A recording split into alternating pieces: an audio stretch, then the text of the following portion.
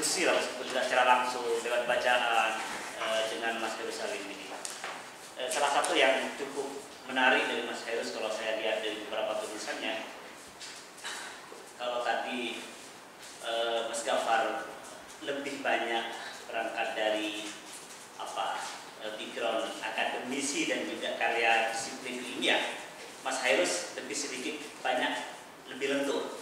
Jadi beliau ini pembacaan terhadap karya sastra, kemudian mengelaborasi seni menulis sastra dalam bentuk-bentuk esai itu jago sekali Mas Hairus. Sang Kosmopolit misalnya, dan karya-karya sebelumnya tentu saja dulu di majalah Gong Mas ya. Majalah Gong itu juga esai-esai terakhir itu apa nama rubriknya saya lupa. Ya pasti bukan Jatan Pinggir. Caping itu udah punyanya GM, Gunawan Muhammad.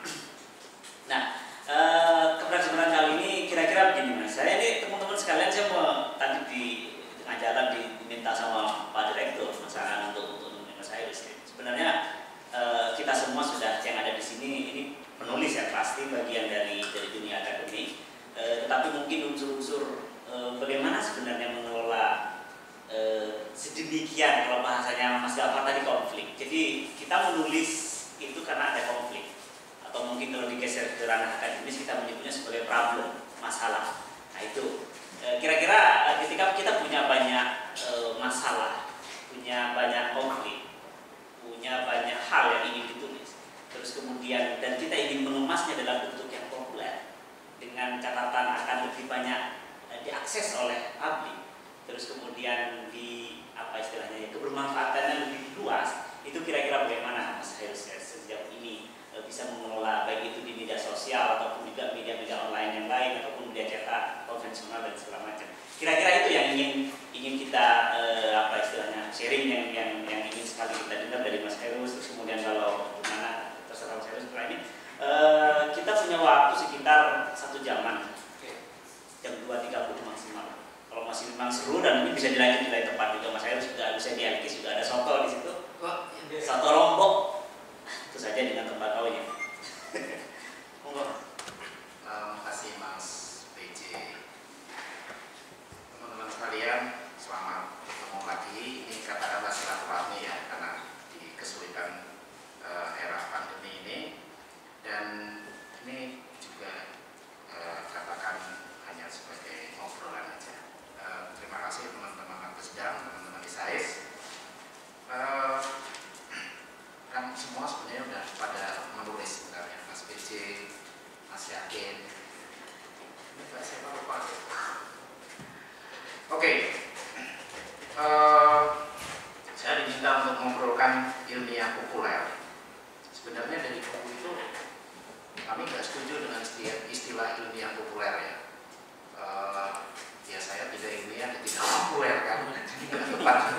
Saya itu tidak ilmiah dan juga tidak populer. Karena apa? Karena yang ilmiah dan yang populer itu sebenarnya bisa berkontradiktif sebenarnya. Banyak orang yang populer itu tidak ilmiah, yang ketat loh ya. Kalau kita mau jujur, misalnya Umar Khayyam itu terkenal bukan karena monograf atau traktat-traktat sosiologisnya yang sebenarnya sangat bagus, tapi karena tulisannya di KR dan novelnya, kan itu populer sebenarnya, tapi yang tidak ilmiah gitu.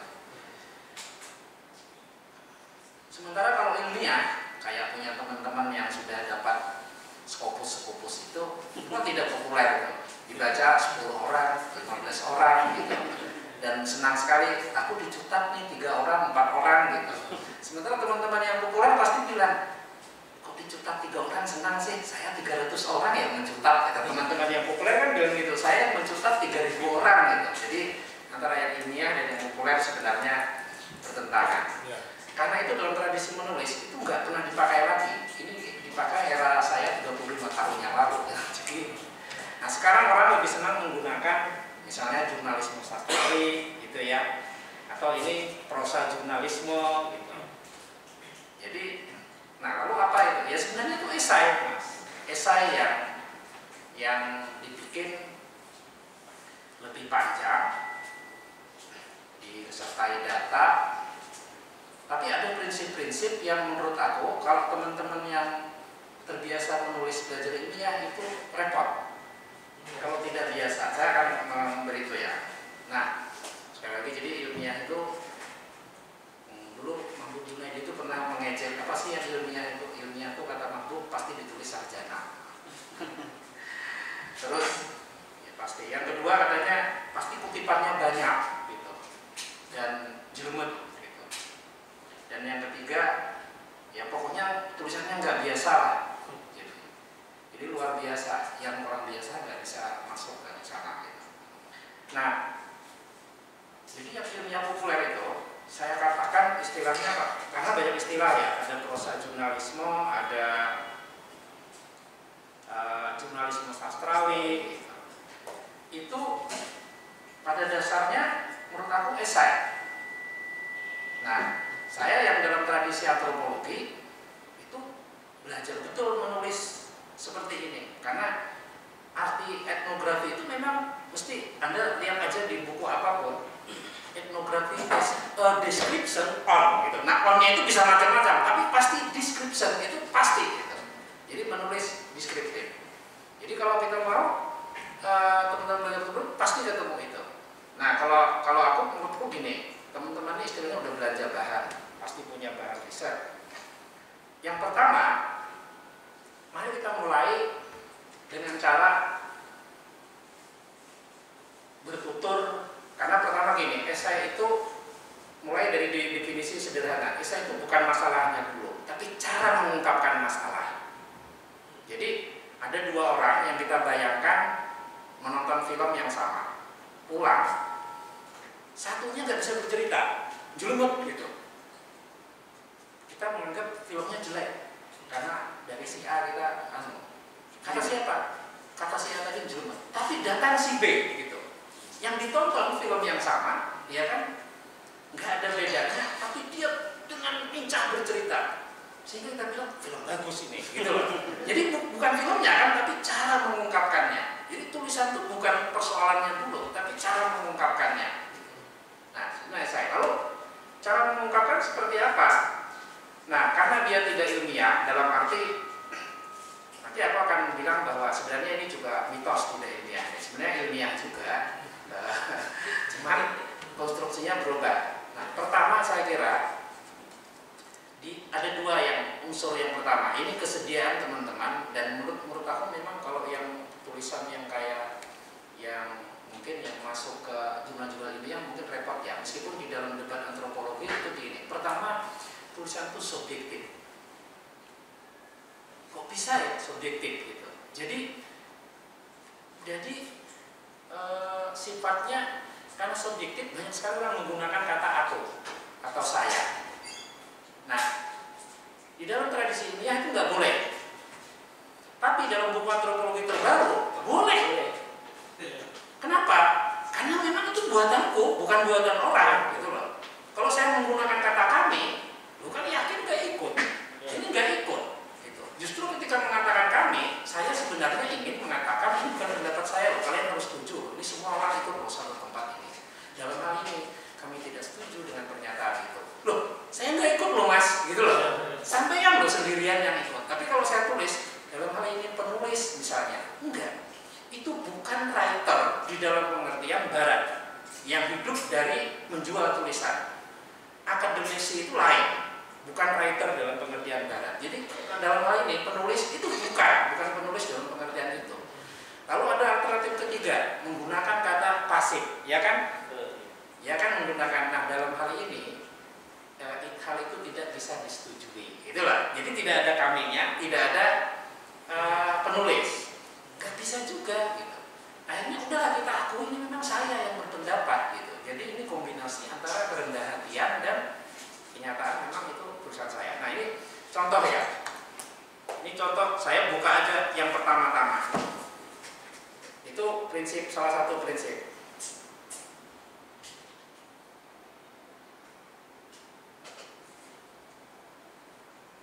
Misalnya ini antara 2003 dan 2006 saya berkeliling ratusan tempat di Indonesia. Itu pembuka tulisan Andreas Rason. Saya dulu dia bilang. Nah, terus yang ketiga, saya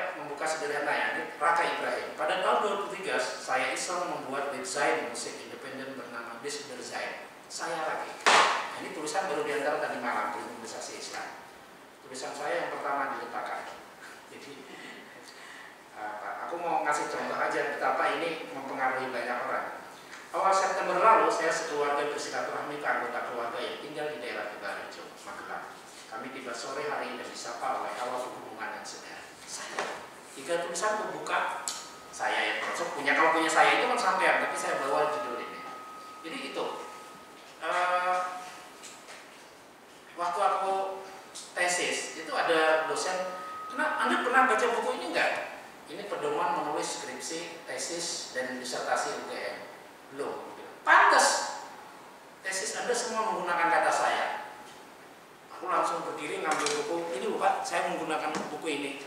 Satu tulisan dari Rocklet London untuk menggunakan kata saya. Marah dia, dosennya itu. Habis itu aku duduk aja, ya udah. Dosen kan dalam posisi kayak gitu nggak bisa dilawan. Nah itu jadi mulai aja. Nah ketika saya menyebut kata saya, Mas, itu berarti Anda mulai dari basis pengalaman. Ya, kok bisa? Pengalaman adalah data. Pengalaman pribadi adalah data. Nah dulu, waktu kami belajar pers pertama kali, selalu dibilang nggak boleh, opini nggak boleh. Gila apa? Justru di ilmiah tuh opini yang harus di ini. Sejauh kita mempertanggungjawabkan. Jadi pengalaman itu adalah data. Ketika saya ceritakan, saya cerita pengalaman saya. Kayak karena unsurnya kan subjektif ya. Penggunaan diantaranya direpresentasikan dengan penggunaan kata saya atau aku ya. Tapi biasanya saya. Nah aku itu orang yang akrab. Kalau saya itu lebih formal. Kalau aku itu familiar gitu ya. Jadi pengalaman itu adalah data. Nah, saya melihat kesulitan teman-teman menulis itu bukan karena nggak punya data. Data mungkin kaya, ya. Riset mungkin sudah banyak dilakukan. Kita sama-sama melihat, sama-sama membaca. Tapi selalu mendudukkan data itu bukan sebagai pengalaman pribadi. Nah, kalau istilah di dalam antropologi itu disebut bukan saja reflektif, nanti reflektif ini, tapi yang disebut refleksif. Ya, refleksif.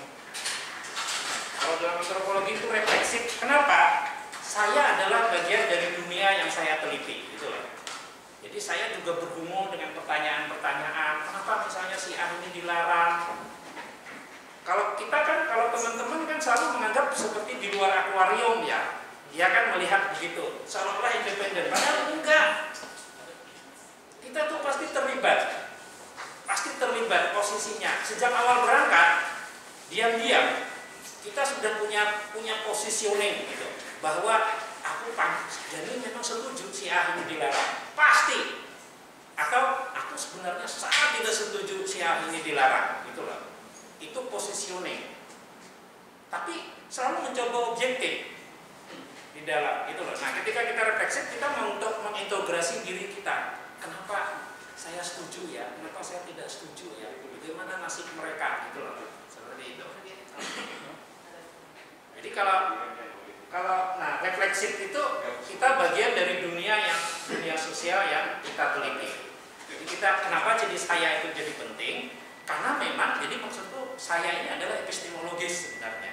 Posisi yang bukan sekedar teknis, tapi posisi epistemologis. Kita ada di dalamnya. Bagian dari itu. Nah, itu yang disebut refleksif. Reflektifnya lain lagi. Reflektifnya nanti bertanya tentang kenapanya, mengapa, bagaimana. Itu kan reflektif. Tapi posisi kita kalau refleksif, kita di dalam. Nah, yang berikutnya, strateginya saya kira naratif. Nah, ini terus kan memang tulisan kayak gini agak dipengaruhi oleh tradisi di dalam etnografi, tradisi di dalam jurnalisme sastrawi gitu ya. Jadi kalau di dalam tradisi creative writing itu don't tell but show gitu loh. Jangan sampaikan tapi tunjukkan gitu loh. Meskipun nanti ada kebalikannya, tunjukkan jangan sampaikan tapi jangan tunjukkan. Jadi posisi itu ini. seperti itu. Nah, ini kayak pengantar dulu ya. Kenapa hal seperti itu dilakukan? Karena dalam menulis itu kita kenal yang namanya poetic and politics of writing. Puitik dan politik penulisan. Puitik itu berarti indah. Kita punya kepentingan seperti tadi loh, menyampaikan tulisan dengan indah. Politik adalah sikap kita di dalam tulisan. Mengatakan misalnya teroris itu A, mengatakan teroris itu B, mengatakan musik ini itu politik. Dinyatakan secara halus kayak apa, itu politik penulisan. Tapi menulis indah itu adalah puitik. Ini puitik of and politics of writing. Dua-duanya bisa jumbo karena strategi menyampaikan itu, kalau Mas Gafar tadi istilah politik, agen, aktor gitu ya, itu adalah politik, tapi sekaligus politik penulisan. Jadi bukan lagi menulis yang kaku, kita berada di luar gitu. Seperti itu ya. Nah, jadi kalau menurut aku, saranku teman-teman mulai aja belajar seperti bercerita menulis. Terakhir, saya tidak bisa indah, nggak ada masalah. Selama Anda bisa mengungkapkan pengalaman maksimal, nanti ada editing terakhir. Itu mudah sekali. Selama mereka bercerita, gampang sekali ngedit. Yang rumit itu adalah pengalaman saya mengedit tulisan naratif. Ini saya baru-baru kan meminta ada orang usia 75 tahun yang mantan tahanan eksil 65 tapi di Kalimantan. Saya memaksa dia untuk tulislah pengalamannya karena dia lari ke dalam hutan, 3 bulan di dalam hutan Kalimantan, Pak. Ketangkap, di penjara 13 tahun, keluar, nah tulis Pak pengalaman-pengalaman itu. Nulis dengan lancar, aku ngedit enak sekali karena dia nulis bercerita itu. Jelas apa ininya salah, tata bahasa. Jadi tata bahasa itu nomor sekian. Keluarkan dulu aja dari kepala yang ditulis, tidak usah terbebani. Sikap.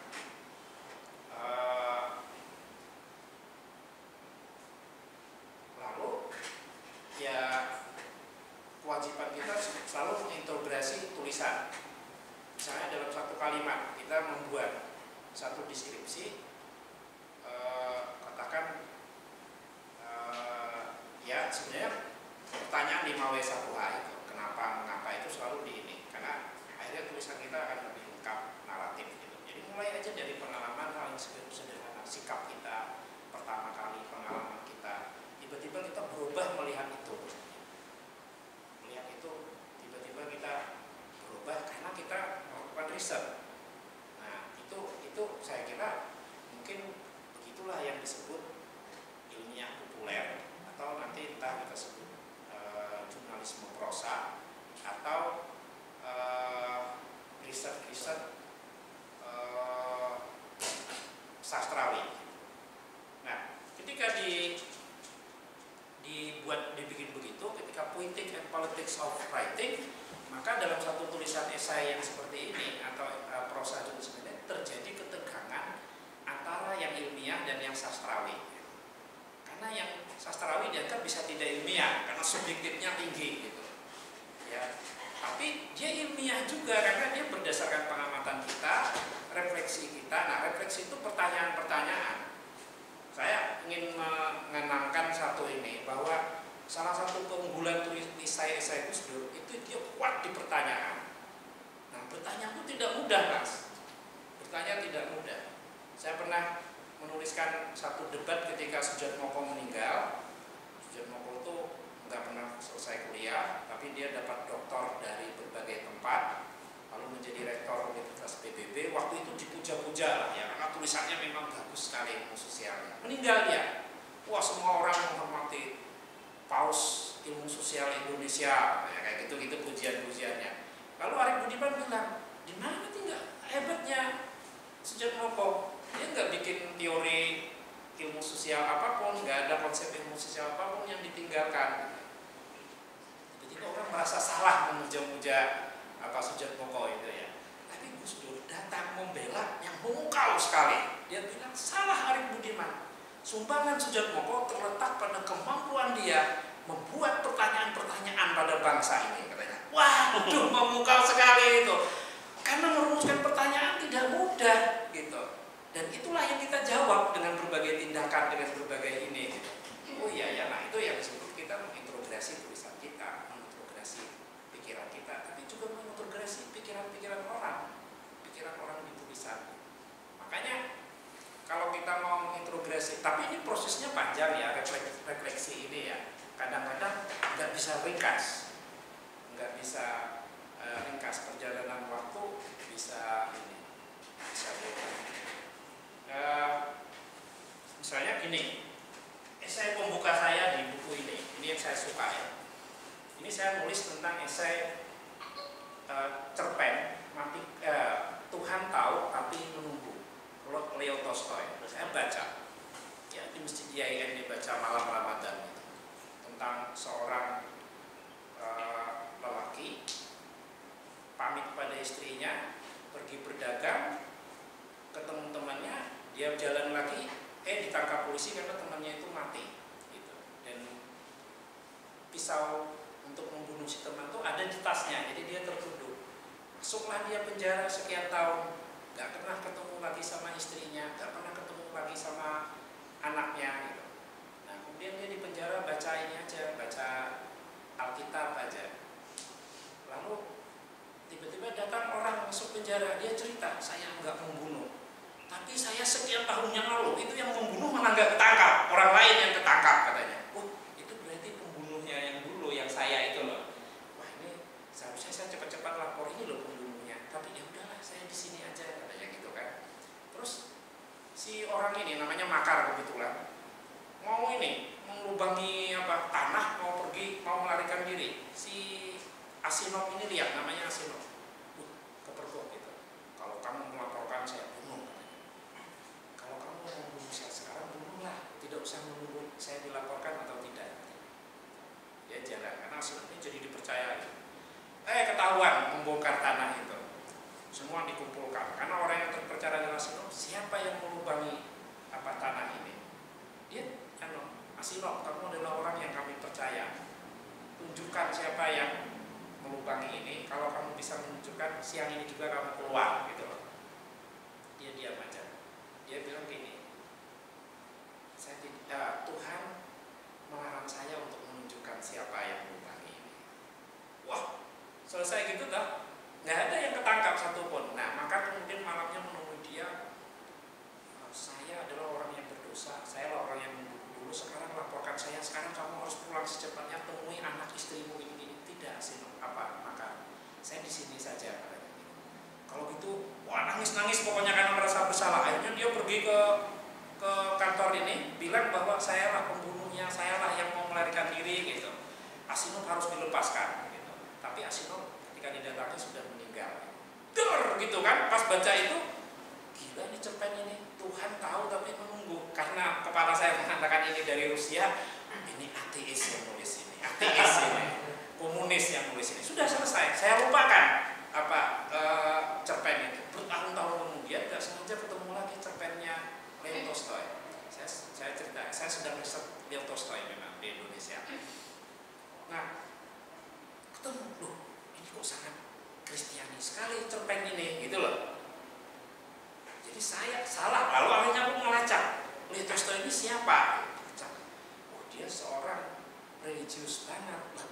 Dulu cerpen itu apa ya gitu. Balik lagi baca cerpen ini, balik lagi, wah langsung baca lagi 2-3 kali, baru aku merasa gila, ini cerpen sebenarnya cerita tentang bagaimana jiwa seseorang berubah menjadi hati yang bersih, ikhlas, jadi transformasi diri yang sudah jadi Yesus gitu loh, nggak lagi dendam, nggak lagi ini gitu. Aku menemukan itu.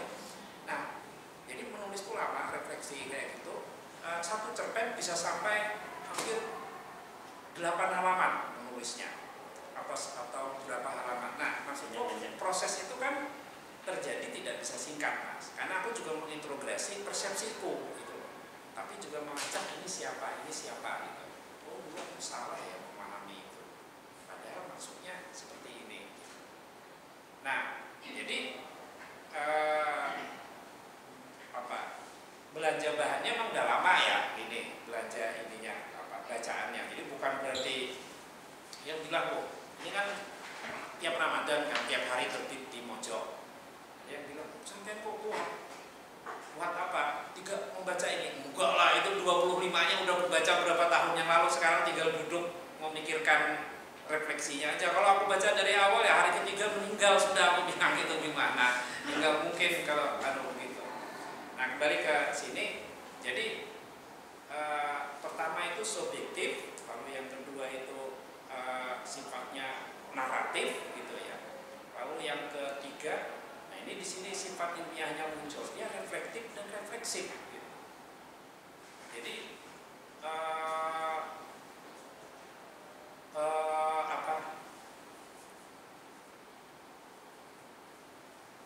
Nah, yang keempat dia fair, jujur. Jadi kita nggak berbohong, gitu ya. Nah, jujur inilah yang sebenarnya mengantarkan kita pada meninggalkan level subjektivitas menjadi objektivitas. Jadi objektivitas itu bukan terletak pada kebenaran, tapi pada kejujuran. Nah, saya ingin menganggap ini objektif loh, bahwa memang seharusnya ini dilarang, misalnya enggak. Tapi objektivitas itu bukan terletak itu, tapi pada kejujuran. Ini memang riset ini kan di dalam konteks karya ilmiah kita berdarah-darah mengatakan bahwa ini objektif dari bab A sampai bab 6. Tetapi seluruh klaim objektivitas kita itu kita hancurkan di pengantar. Terima kasih kepada lembaga dana yang ini gitu. Terima kasih kepada ini gitu. Loh, kok objektif? Gimana bisa objektif gitu? Jadi kalau dari awal dibilang, disitulah sebenarnya fairnya mengatakan itu. Yang kedua,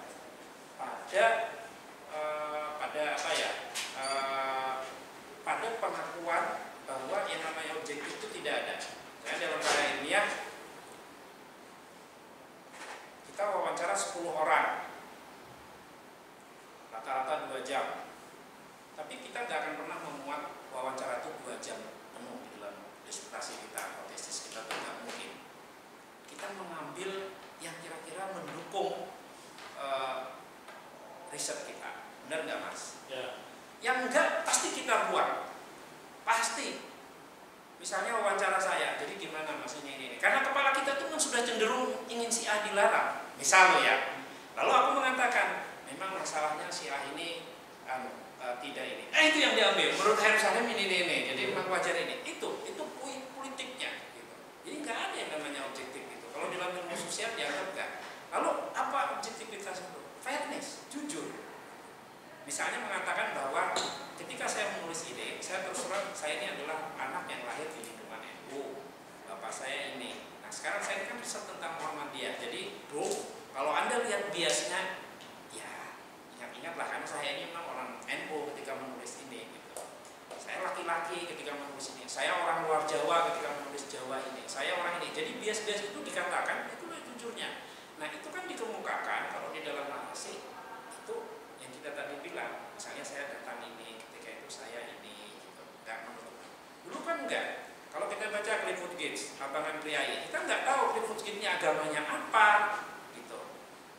Kristennya Kristen apa, lalu dia itu Demokrat atau Republik, misalnya waktu itu nggak muncul, karena dia objektif mengatakan itu.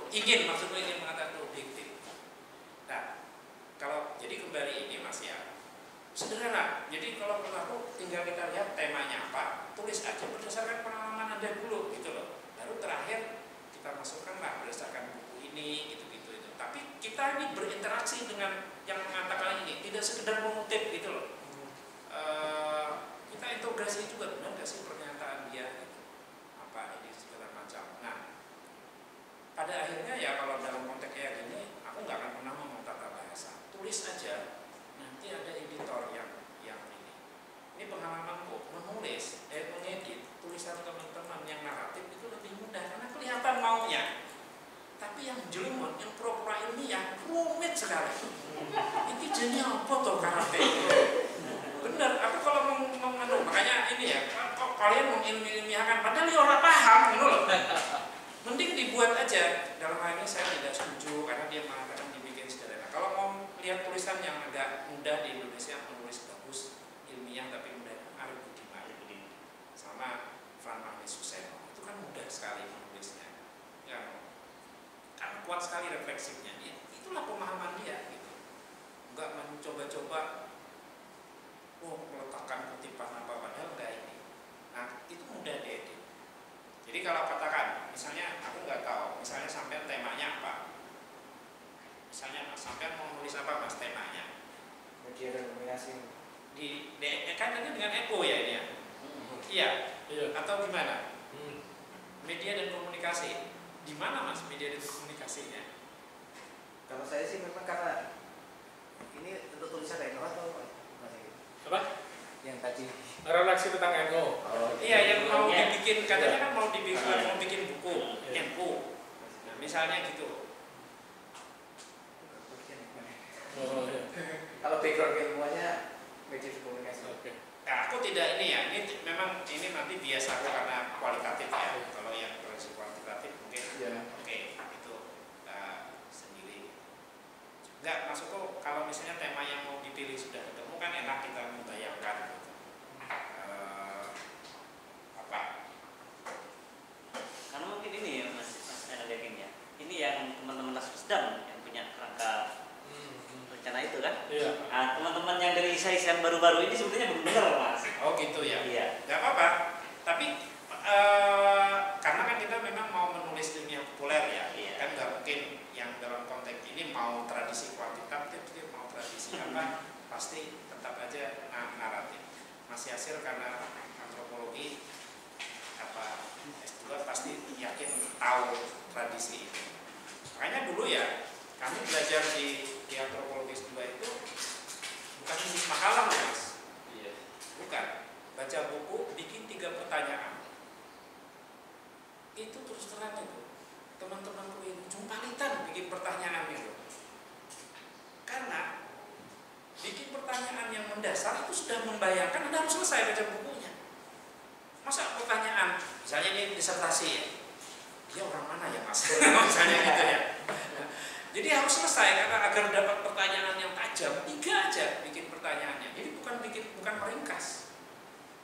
Meringkas itu belum tentu ini meringkas itu. Nah, bikin 3 pertanyaan terhadap makalah ini. Misalnya ada tulisan siapa gitu, panjangnya 25 halaman. Bikin 3 pertanyaan yang penting terhadap buku ini. Selesai teman-teman tuh baca, baik sekali, lengkap adanya. Apalagi yang mau saya tanyakan gitu loh. Iya kan bingung kan? Kalau meringkas kan gampang. Maksudnya dalam itu gampang. Rumit tuh Pak itu. Sampai ada teman itu waktu itu etnografi tentang pelacuran. Temannya akhirnya ini, nanyanya ini, berapa bayarnya?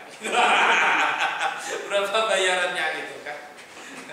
Terus ya dosen saya menjawab begini, gede banget sampai dikasih gambar bulat matanya gini. Bapak, saya bukan germo. Dia langsung maghrib ke rumah itu, Mas. Aku dijawab Pak, ini begini. Gede banget ini. Lalu ada gini, saya bukan germo katanya gitu. Sampai bertanya apa Pak? Saya tanya lihat itu. Ini berapa bayarannya? Dia cerita, aku selesai tapi nggak bisa aku bikin pertanyaan ini. Dia yang dimaksud apa soal pertanyaan itu apa sih Mas gitu loh. Itu kan sebenarnya membayangkan tesis itu biok ya, harus dilampaui kan. Ya, sebenarnya gitu. Bukan pertanyaan teknis berapa bulan ini apa risetnya gitu. Bukan. Pertanyaannya epistemologis. Wah, ya mau Pak, 3 itu betul-betul repot. Harus selesai bacanya. Nah, tapi ketika pertanyaan itu terumuskan, sebenarnya kita sudah sedang menulis. Jadi saya ngajarin guru SMP menulis ya.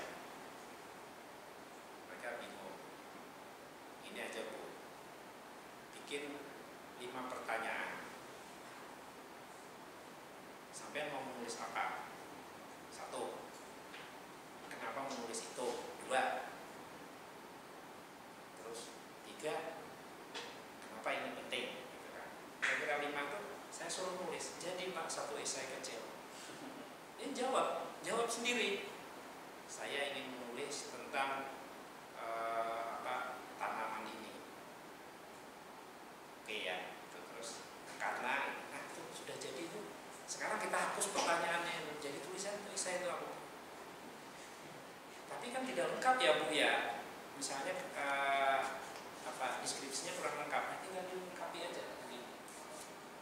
Karena kata balai bahasa harus jadi esai Mas DJ. Gurunya itu harus jadi esai. Gitu. Padahal guru bahasa ini tidak pernah menulis esai seumur hidupnya dan mengajar menulis anak-anak. Sehingga dia mulai pasti dari tata bahasa. Ketika mulai dari tata bahasa, anaknya kan langsung salah menulis awal. Siapa orang ini aja pasti salah, langsung salah. Sejak itulah anak itu tidak pernah lagi minat menulis. Karena baru di langkah pertama salah kata gurunya yang juga tidak pernah menulis gitu loh. Kan taunya itu salah aja, memang salah kan dari segi tata bahasa. Tidak, belajar menulis dari tata bahasa itu salah, karena bukan dari situ. Ya, karena menulis itu berkomunikasi. Ketika orang paham ya sudah selesai. Tata bahasa itu urusan belakangan. Saya setuju Ariel Rianto itu rezim katanya, rezim bahasa itu harus dilawan. Nah beda, ada tugas editor yang membutuhkan. Yang penting yang mau kamu sampaikan ini jelas, clear. Nah itu aja. Seperti itulah saranku ya. Jadi kalau mau kuantitatif mau kualitatif, mulai aja dari hal yang pengalaman. Nulis apapun mulai aja dulu dari ini. Saya memberi contoh di sini. Selalu ternyata memang mulainya begitu Mas.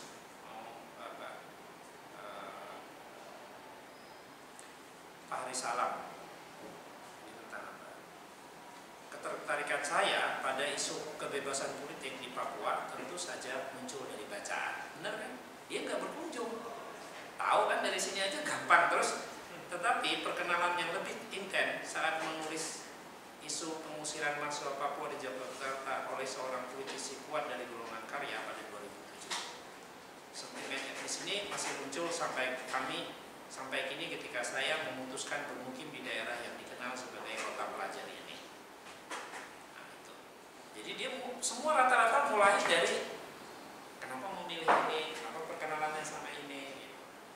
Dan kekuatan tulisan justru di subjektivitasnya Mas, di subjektivitas. Oke, itu aja lah ya. Iya. Teman-teman sekalian, terima kasih saya sudah memberikan beberapa banyak catatan. Sebenarnya ini langsung ke teman-teman langsung kalau mau ada yang sharing segala macam. Tahulah misalnya di sini ada Mas Yasir, terus kemudian salah satu guru saya, Ali Usman. Beliau ini penulis yang cukup handal, dan bertenaga. Jadi kalau ada beberapa hal mungkin tambahan dari Mas Hairus itu apa yang membedakan antara tulisan ilmiah sama yang taruhlah populer atau esai.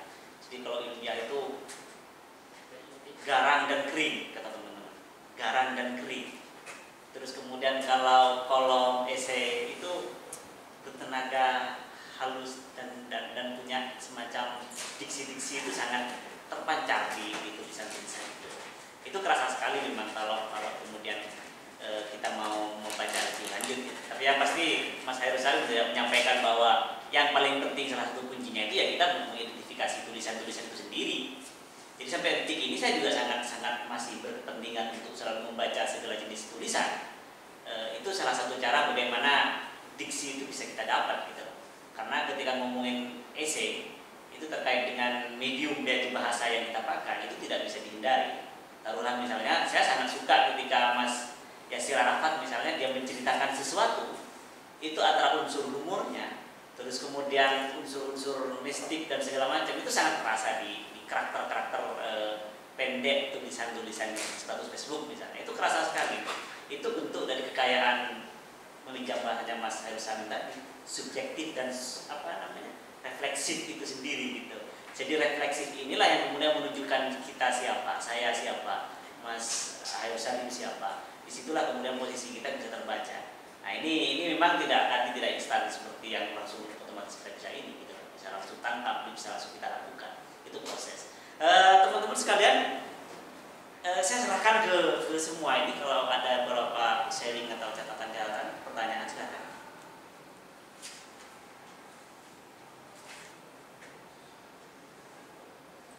Ini habis makan pada ngantuk. Oh. Ini Mas Yasir mungkin ada beberapa hal, Mas. Kayak enak bantah Mas Salim. Oh enggak, saya kira diskusi. Kamu kan baru keluar dari antro, siapa tahu bawa ilmu yang baru gitu loh. Saya jadi waktu Mas Salim cerita itu ya teringat belajar di kelas waktu S2. Jadi di antro itu ada mata kuliah menulis etnografi. Jadi memang khusus setiap pertemuan memberikan satu tulisan dengan masing-masing gaya ya Mas ya, masing-masing karakter. Ketika saya nulis itu ngasih tugas, kata pengajarnya, kamu sastrawan ya. Jadi dari bahasa dia langsung memutuskan, oh kamu sastrawan ya. Atau waktu di prodi ketika saya nulis tol, itu orang prodi bilang, kamu suka baca cerpen ya? Kenapa? Tolku enggak ilmiah katanya. Udah itu ngirim tulisan di jurnal, gitu kan gaya antropologi kan etnografi ya Mas. Saya tentang makam gitu ya, etnografi itu ditolak 5 jurnal, Sinta 2. Tulisan saya subjektif katanya. Akhirnya solusinya adalah bagi orang-orang yang menulis secara reflektif dan refleksif, solusinya adalah nggak usah kirim ke Sinta 2, kirim ke Sinta 5 atau Sinta 4 aja. Jadi kita lebih bebas dan apa? Dan saya nggak suka memang tulisan saya di kotak AT itu. Iya. Maksud saya ini gaya saya begini, kalau cocok silakan. kalau cocok dimuat, kalau nggak cocok ya udah, mau di review kayak apapun ya silakan. Wah, kamu nggak ngirim lagi di sini. Jadi gitu. Nah, untuk mahasiswa saya juga ingin kebebasan itu Mas Salim. Di kelas itu saya ngasih tugas itu dan saya nggak pernah nyuruh mahasiswa buat makalah. Sejak ngajar sampai hari ini nggak pernah nyuruh buat makalah. Saya suruh di akhir semester untuk menulis sakarepmu. Sakarepnya dia, temanya apa terserah, 3 halaman atau paling sedikit, paling banyak 5 halaman. Karena kalau makalah itu kan pasti kopas dan sakit hati baca tulisan kayak gitu. Jadi ini sekedar aja, sekedar pengalaman berbagi pengalaman untuk sekiranya nanti ya, pasti jadi ya kita nulis itu ya untuk Pusdam. Jadi memang lebih enak tulisan itu cepat jadi kalau memang itu kita merdeka menulisnya. Kalau ada tekanan-tekanan bahasa, tata bahasa itu memang itu nggak asik gitu. Bahkan saya berusaha setiap menulis itu selalu membuat diksi atau menemukan diksi-diksi baru lewat thesaurus. Saya punya kamus thesaurus yang ketika saya nulis tulisan sudah jadi gitu ya. Nanti akan saya ganti kata-katanya sudah umum. Oh gitu Mas. Iya, pakai thesaurus. Nah, saya punya bukan yang dari apa? Dari Bisa bahasa gitu ya. Di PDF ada, nanti kalau ada yang meminta pakai aja. Jadi saya cenderung mungkin di buku yang musik rock kemarin itu, Iya. itu juga banyak diksi-diksi yang memang saya nggak suka pakai itu karena udah sering dipakai orang. Jadi saya pakai diksi baru. Caranya untuk menemukannya adalah dengan mencari padanannya di thesaurus. Iya. Misalnya orang mengatakan orang yang sudah meninggal. Nah, saya nggak mau pakai istilah itu, saya pakai istilah sudah mengalmarhum. Itu memang nggak ada sih di bahasa Indonesia, cuma taruh dua sendiri aja. Jadi orang yang mati itu bagi saya nggak mati. Jadi pengalmarhum itu artinya memang dia bekerja menjadi almarhum. Kan kita NU ya, jadi kan nggak mati. Jadi itu kira-kira Mas. Dan itu di jurnal ditolak. Tulisan-tulisan yang tulisan saya kayak gitu di jurnal-jurnal selalu ditolak. Judulnya itu perlu dieksplisitkan Mas. Misalnya perspektif etnografi gitu. Tetap ditolak. Betul ya. Etnografi. Nah, saya kan ngasih judul di tulisan saya terakhir itu kan Makam pelajaran. etnografi akademisi pelaku sejarah. Oke. Itu Pak Jurnal loh, Pak Jurnal termasuk jurnalnya LIPI itu ditolak. Jadi, saya memang betul-betul membuktikan teori bahwa tulisan yang menurut standar umum itu tidak ilmiah itu memang tidak ada tempat. Ya sudah, saya kasih aja ke jurnal yang memang di bawah itu. Karena tuntutannya kita harus ada jurnal 1 semester, wah ini harus, tapi ini harus keluar tulisan ini menurut saya. Ini saya nggak mau ini dibuang. Gitu. Ya saya cari aja jurnal-jurnal yang memang butuh tulisan. Dan ketika dia butuh, dia kan nggak perlu review-review dan reviewernya juga paling ya cuma formalitas aja. Nah, mungkin kita nanti akan butuh begitu untuk nulis rapor dan ini. Menarik gitu. Oke, teman-teman ada lagi datang. Mas Andusman dulu coba. Ampun, sudah. Coba ini Mas. Mungkin terkait juga dengan yang dijelaskan oleh Mas Syahyassir tadi. Saya tuh baca di disertasi punya salah satu dosen UNY namanya Kalistiawan. Dia dosen UNY ya, bukan UNY. Dia dosen ilmu olahraga. Saya itu kagetnya ketika baca itu dia itu ilmu sosial dan kualitatif metodologinya, tapi disertasinya itu tipis, tidak sampai sekitar 200 halaman.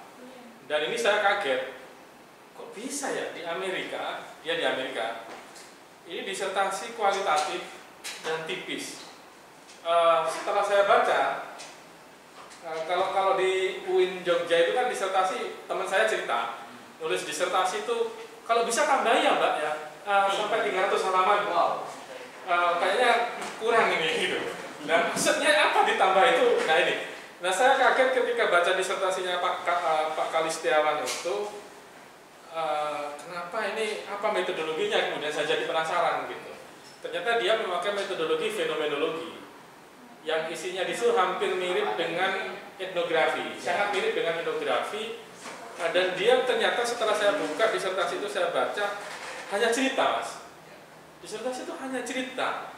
Dan ini menurut saya gini, bisa jadi di Amerika itu sudah ada pergeseran juga dari sisi menganggap sesuatu ilmiah itu sudah bergeser. Geser Mas. Ya. Bisa jadi begitu, gitu loh.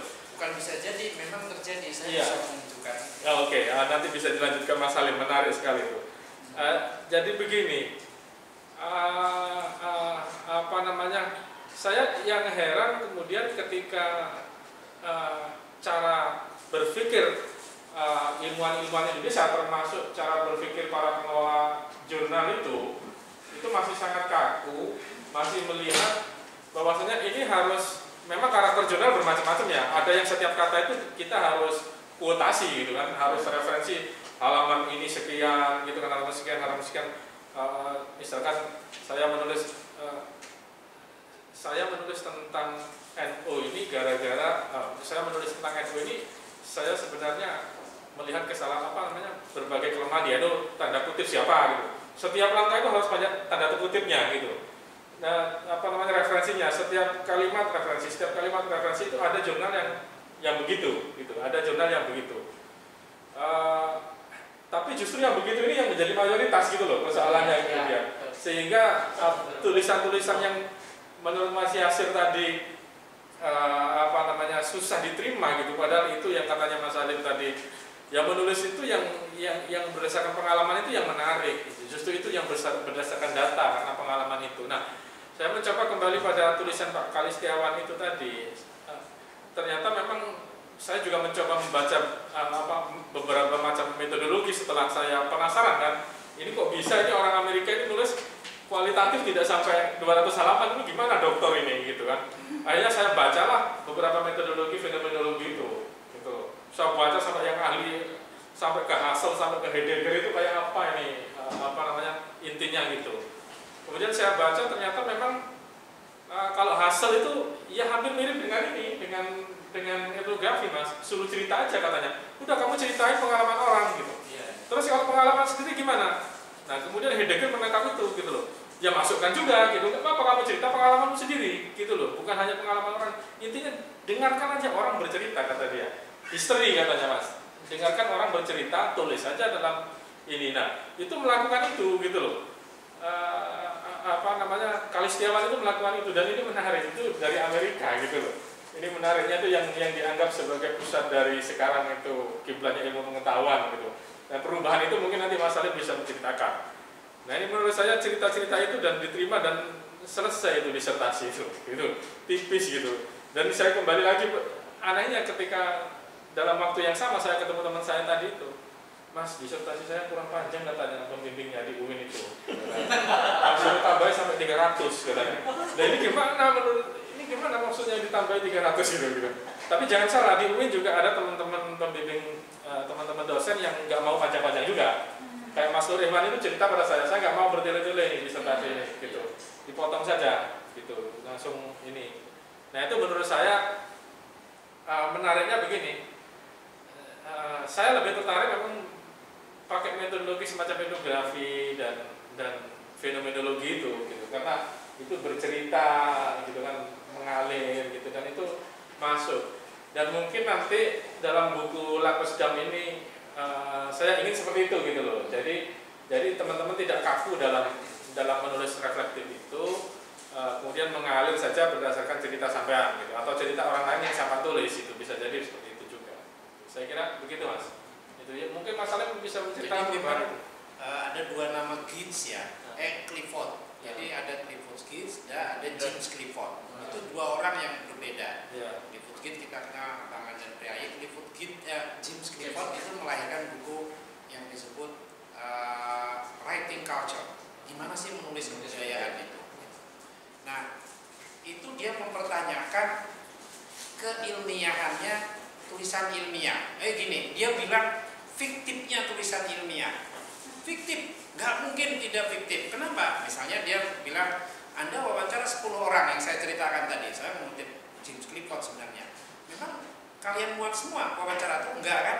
Pasti kalian pilih kan? Mana wawancara yang kalian dukung. Disitulah kelihatan politik dari sebuah tulisan. Jadi nggak mungkin ilmiah. Gitu. Kalau puitiknya gimana? Karena dia indah. Kenapa kalau gitu kenapa nggak bikin sastra aja? Loh, karena tidak ada yang baca dong. Nah kalau gitu ada puitik dan politik itu. Tapi sebenarnya ini dipicu oleh seorang bernama Malinowski. Dia bapak antropologi lah ya. Dia yang mengenalkan observasi partisipasi yang berada di sana. Jadi kalau bisa belajar bahasa setempat, pokoknya makan makanan setempat, begitulah singkat cerita. Dia kan kemudian riset di Andaman, itu salah satu karya etnografi awal.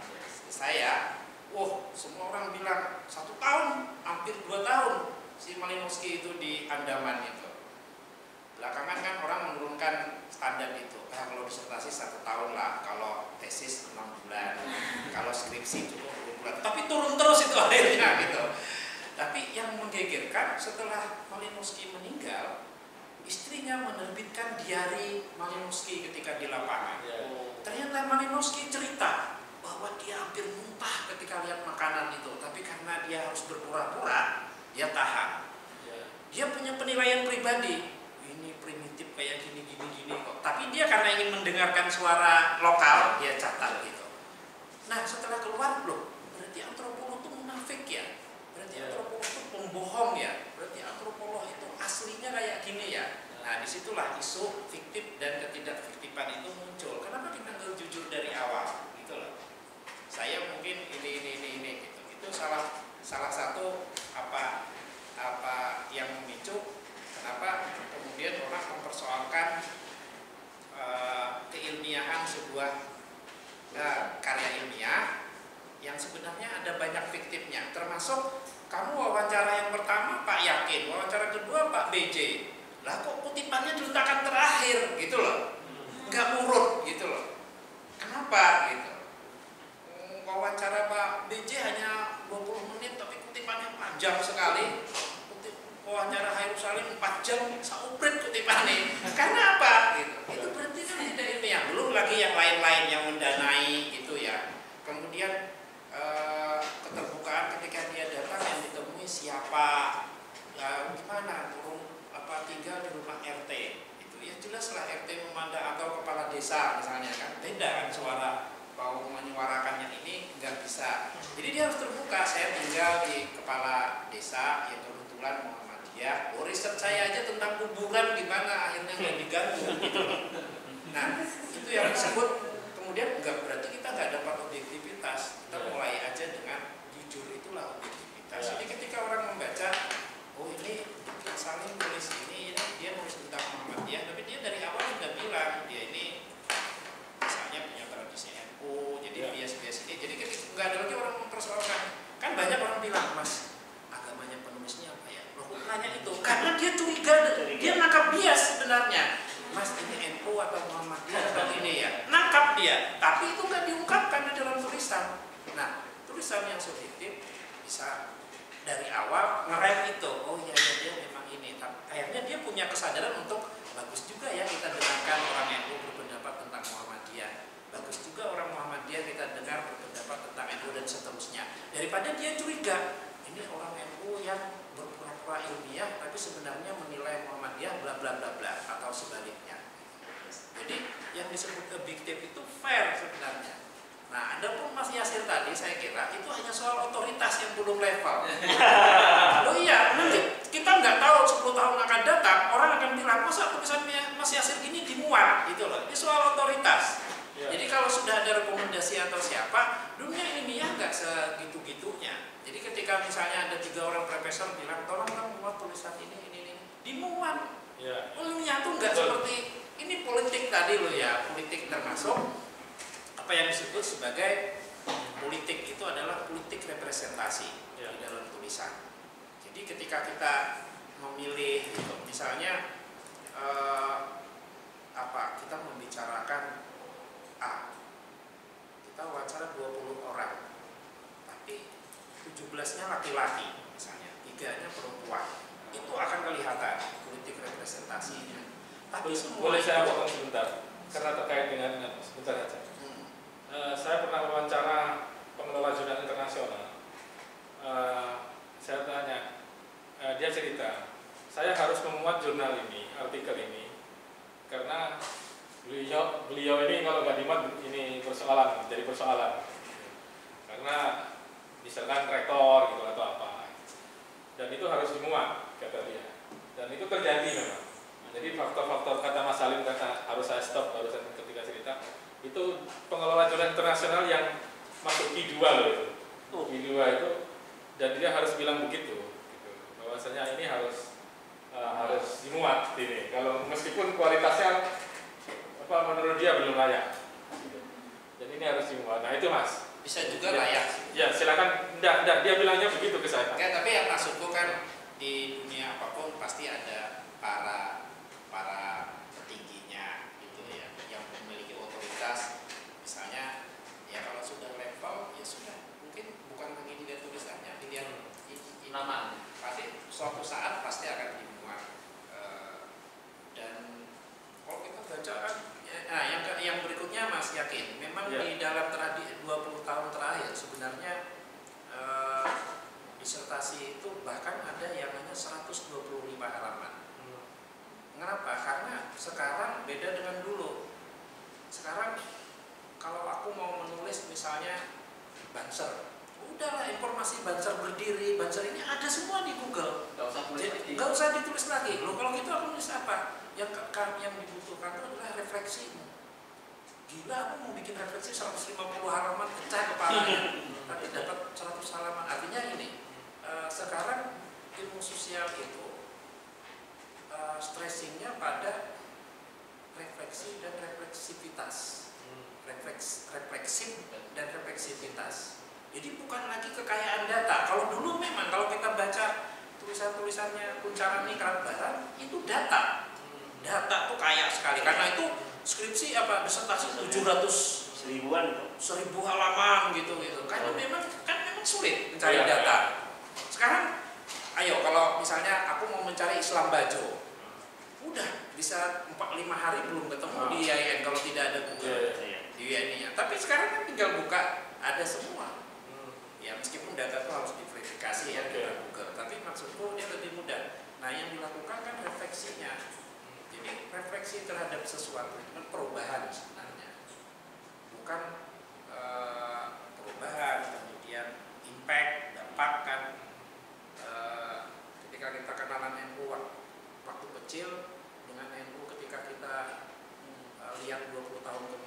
sih yang berubah?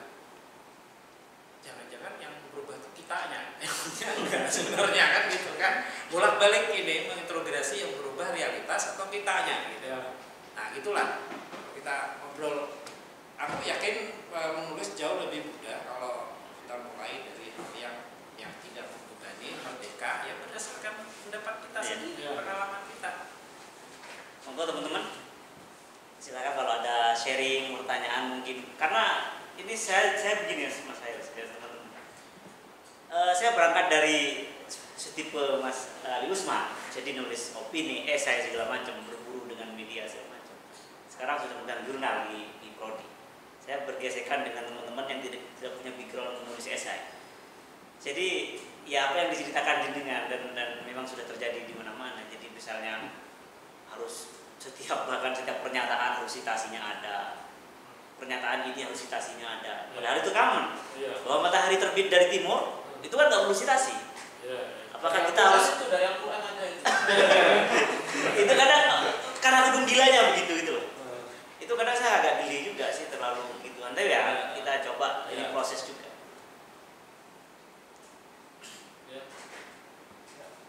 Kita ada terkait penulisannya di isinya kan tadi Mas Salim berangkat dari pertanyaan gitu loh.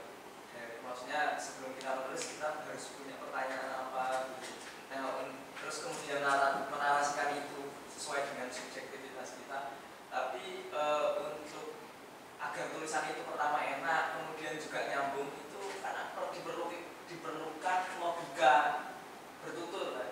Nah itu bagi saya yang mungkin pemula itu agak susah gitu, maksudnya dari katakan satu artikel 2 halaman atau 3 halaman logika untuk menyampaikan mana yang penekanan, mana yang suspense dan lain sebagainya itu gimana Mas? Maksudnya dengan melihat tulisan jenengan yang ya cukup lincah lah gitu, itu berarti kan ada logika yang kerangka logika yang terbangun, ini harus disuspend nih, ini harus ditekankan nih di sini.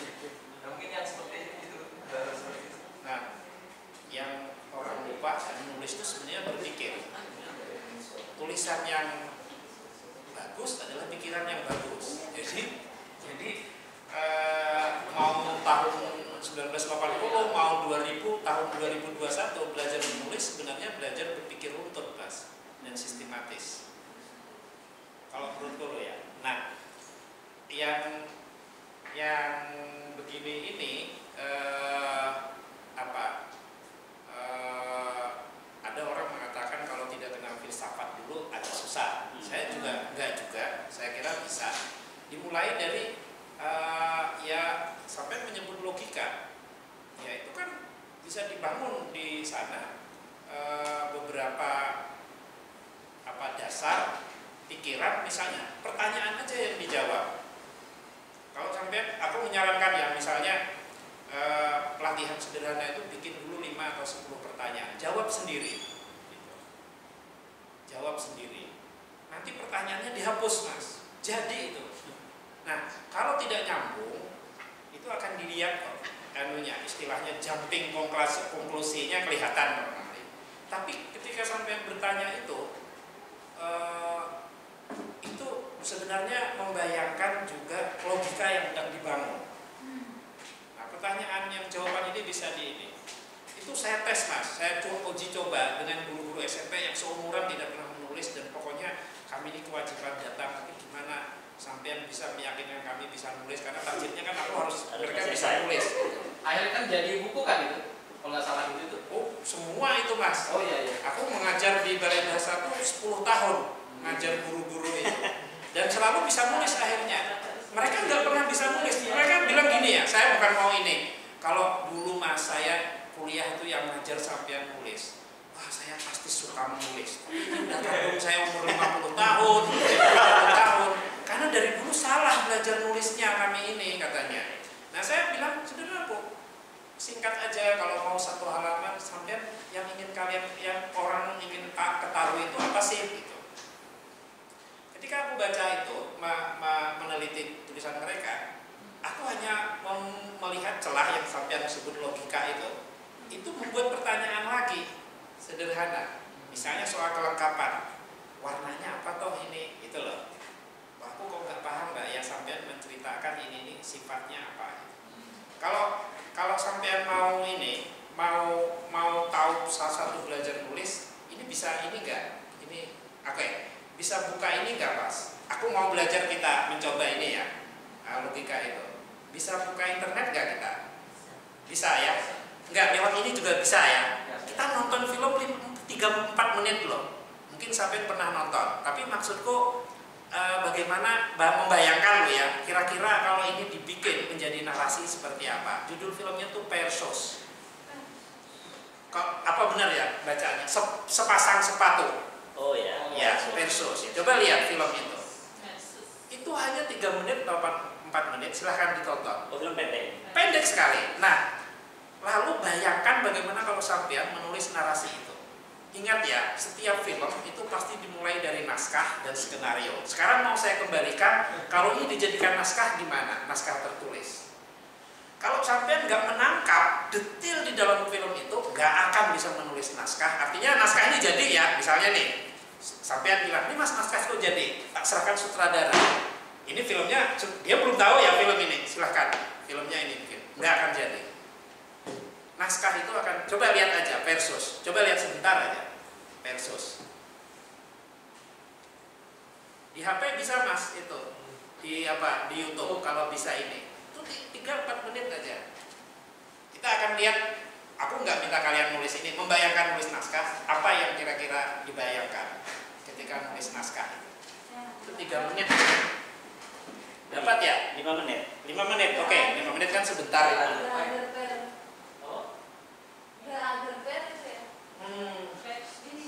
Mana yang judulnya? Benar, ini. Ya, ya itu benar Pak. Tonton aja. The Other judulnya. Oh, The Other Pair. Oh, The The Other Pair, bukan sosial, The Other Pair. Oke, The Other Pair. Lupa aku. Oh, The Other Pair. Iya, 6 menit. Lihat aja.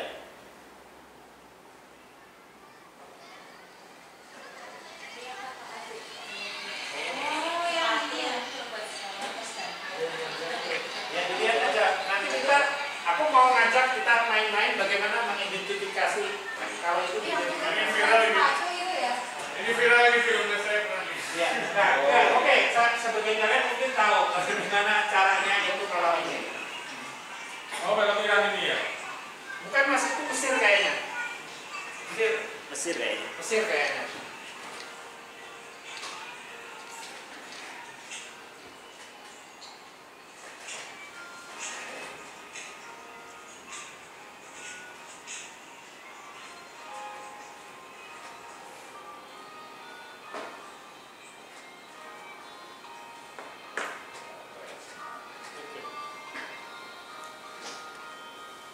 Kanan ya?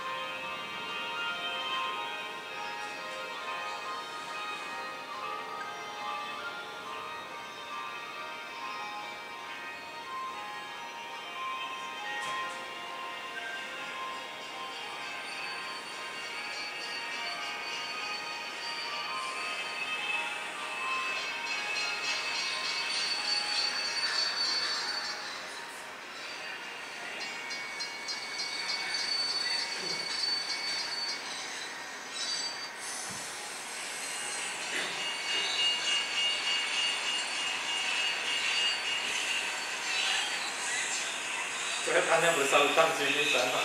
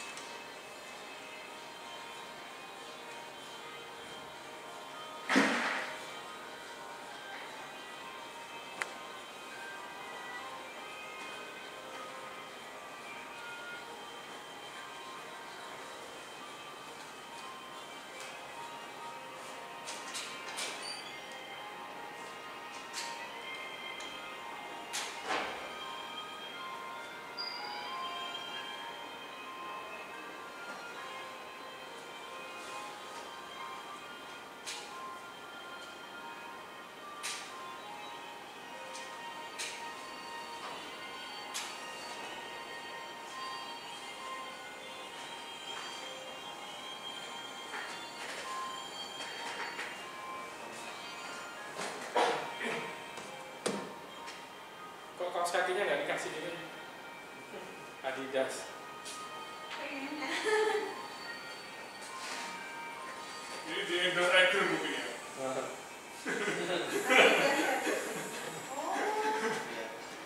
Enggak, ini film buat latihan menulis bagus sekali karena dia singkat. Terus yang kedua, aku mau ngajak diskusi tentang gimana sih logika film ini sebenarnya kalau dia jadi naskah. Oke, menarik.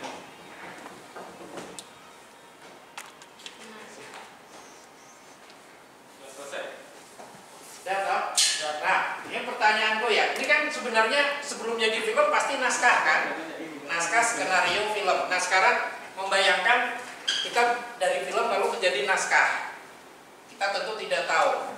Lalu naskah itu orang tidak pernah lihat film, dijadikan skenario, dijadikan film.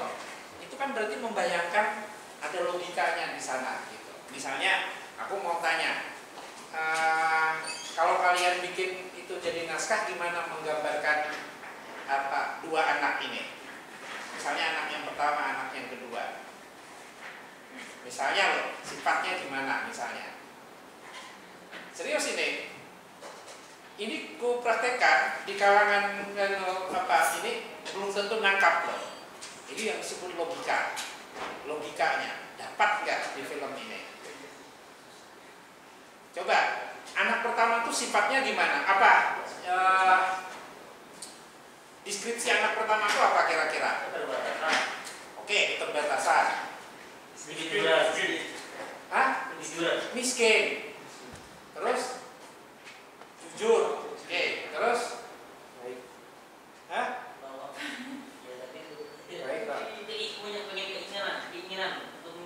ya, keinginan memiliki sepatu. Oke, dapat semua kalau bikin narasi kayak gitu.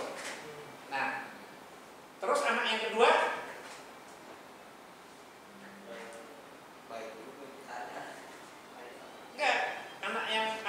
karena anak pertama tadi jujur, ya, dia punya keinginan memiliki sepatu, dia miskin, gitu. Kejadiannya di sebuah stasiun. Kalau kita bikin narasi kan begitu, ya. Di sebuah stasiun begini kan. Nah, yang kedua kaya. Nah, tapi kan menggambarkan suasana gampang kan kita nonton film, kita nonton apa realitas. Tapi menggambarkan suasana, misalnya sifat anak itu, anak ini dengan anak kedua kenal nggak? Enggak. Nah, kenapa kok bisa terbangun dalam film itu narasinya? Bagaimana yang mengikat mereka gimana? Anak yang kedua apa? Ayo, anak yang kedua. Kaya. Terus dia care sama orang lain ya. Setelah ini apa dikasihkan kan dia care terus terpaksa bisa aja terpaksa karena mau dipakai sepatunya udah nggak ada lagi. Oke, bisa. Betul terpaksa enggak? Tapi dari actionnya nggak terpaksa dia. Dari actionnya itu dia tersenyum dan ini gitu kan. Bisa jadi dia nggak takut dimarahin bapaknya. Bapaknya di belakang senyum-senyum juga ya. Ya oke. Tapi ada lagi satu yang ini, yang apa? Sifat anak yang kedua ini. Maksudku kalau kita membuat satu, ini sama dengan kita riset di lapangan. Kalau kita nggak nangkap detailnya, kita nggak akan bisa bikin narasi. Nah, yang disebut tadi kena semua. Tapi anak yang keduanya ada lagi satu sifat yang sebenarnya akan mengikat itu sebenarnya, membuat film itu jadi. Gitu. Tadi terpaksa, benar nggak? Bisa jadi benar nggak teman? Ayo, apa kira-kira? Nah, kalau menurut aku, anak ini cerdas. Dia sudah tahu bahwa sepatu ini nggak ada gunanya kalau ke bawah, gitu loh. Itu aja kuncinya di film itu. Jadi sepersekian detik dia nggak lagi berpikir, dah dilempar dia. Sudah, kira-kira dia mau bilang, aku mau dimarahin bapak aku bisa mempertanggungjawabkan, gitu loh. Jadi tapi kan di film kan tidak muncul, Mas. Maksudku itu kan eksplisit sekali. Nah, kalau kita nggak mengidentifikasi itu ketika bikin narasi, nggak dapat film itu, karena itu yang mengikat sebenarnya. Bukan dia yang utama itu di cerdas anak ini, gitu loh. Di anak. Jadi dia tiba-tiba dia langsung, karena dia belum merasa sepersekian detik. Bisa jadi penulis naskah itu Mas, tidak memikirkan soal kecerdasan itu. Gini saya maksud begini. Kalau itu tidak muncul kecerdasan itu, dia nggak akan bisa dibikin ini. Itu loh yang aku maksud. Jadi ketika aku membawa naskah dibikin oleh BJ Skenario, kamu bingung ini film apaan? Karena naskah itu pasti lebih panjang, skenario itu lebih panjang. Atau yang saya sebut skenario. Kita tadi sebenarnya bikin skenario. Cepat anak ini begini. Kalau dia tidak menunjukkan itu, nggak kelihatan. Di film nggak muncul. Apa yang mengikat ini? Kalau menurut aku loh ya, ini kan sama dengan kita riset ke lapangan. Kalau kita nggak menangkap detail, nggak dapat. Di situ mas logika sebenarnya bekerja. Film itu kan sebenarnya diikat oleh logika yang anak ingin ada anak miskin, dia sudah sepatunya rusak, punya bayangan ingin sepatu baru. Pada saat yang sama dia lihat ada anak memakai sepatunya, menarik sekali dan dia kepengen. Dia nggak kenal anak itu. Kereta naik, anak itu keburu banget ketinggalan sepatu. Dia ingat, oh iya, sepatu milik anak itu. Nah jujur tadi benar. Yaudah, itu kan pada saat yang sama anaknya juga tahu. Coba kalau tertinggalnya 2 sekaligus, terjadi nggak kejar? Nggak terjadi, karena si anak ini berpikirnya sama. Ini nggak ada gunanya, sepatunya harus diselamatkan gitu loh. Karena untuk tetap berguna gitu loh. Kan gitu sebenarnya. Nah di deskripsi muncul itu mas kalau nah kalau di ini, nah itu kan realitas ya. Kalau nggak kita bikin itu nggak jadi film itu, nggak diangkat. Nah pada saat yang sama itu terbalik. Ketika pada detik terakhir anak ini yang berpikir, kalau dia bilang papa ini boleh nggak saya lempar, karena bisa terjadi kan dia anak yang taat misalnya. Karena definisinya bisa anak yang tidak taat loh, nggak izin orang tuanya. Tapi karena dia cerdas, dia berpikir sepersekian detik, ini gak ada gunanya sepatu ini terbawa, mending ku lempar aja. Pasti dia mau pakai kan dua-duanya. Karena anak ini udah malu melempar. Nah aku sebenarnya dengan ini hanya ngajak kita sebenarnya melihat detail di dalam realitas itu. Nah detail itulah yang, nah kalau dalam film inilah yang disebut logika, yang membuka kenapa dia jadi cerita jadi runtut kan, seperti itu. Kalau ada orang bilang itu nanti dimarahin orang tua, itu soal itu karena dia anak cerdas, dia bisa mempertanggungjawabkan gitu. Itu terjawab semua, dimarahin sepatu Adidas mahal-mahal dibikin rusak. Karena dia anak cerdas. Jadi kalau misalnya bikin deskripsi begini, tapi anak ini adalah tapi ini anak cerdas. Dalam sepersekian detik dia kemudian berpikir bahwa ya kalau sepatu ini terbawa gak ada gunanya, dia kemudian lempar sepatu itu dan dia merasa ini tidak, saya tidak merasa kehilangan gitu loh. Gitu, kan gitu kan? Itu di narasinya. Nah kalau nggak dapat itu nggak dapat mas. Ketika misalnya narasinya nggak nyampe ke situ ya, logikanya nggak bisa juga jadi film kayak gitu. Kalau menurutku loh, skenario-nya begitu. Nah itu pas kalau latihan logika, oke gitu aja ya. Jadi kalau menulis itu kan ini mas munculnya kayak tadi, kayak film itu kan logika pemirsa, ya, misalkan logika penikmat film itu kan bermunculan macam-macam itu. Ada yang orang baik, ada yang orang ada yang jujur, ada yang ini gitu.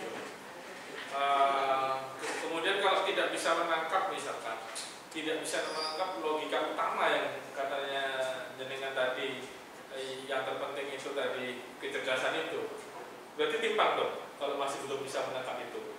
Tapi dia kemudian, misalkan orang ini kemudian dalam menulis itu fokus pada logika yang lain gitu. Jadi film yang lain nanti. Di film yang lain gitu ya. Oke. Ini kan dalam ini nggak masuk kok. Yang kita lupa, film bagus itu selalu dimulai dari naskah dan skenario. Logika yang bagus. Ya. Kan banyak orang suka film, mau apapun, tapi dia lupa bahwa ini semua berawal dari naskah tertulis. Ya. Nggak ada yang tiba-tiba drakor itu jadi drakor, nggak ada. Nggak ada. Semua dari ini, dan ketika ditulis dia bekerja dengan satu logika. Kenapa dia jadi film seperti itu. Nah, film yang dianggap pop murahan itu adalah film yang logikanya tidak ada. Maksudnya bukan tidak ada, dia misalnya dianggap penulisnya membunuh ini, misalnya Mas Yakin ingin nikah lagi.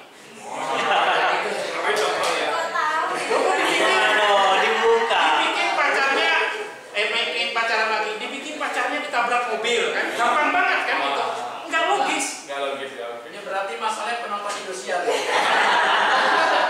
Ya itu kalau di dalam karya sastra kan disebut melodramatis. Jadi dibikin pengarangnya akhirnya membunuh ini kayak gitu ya, sehingga tidak logis.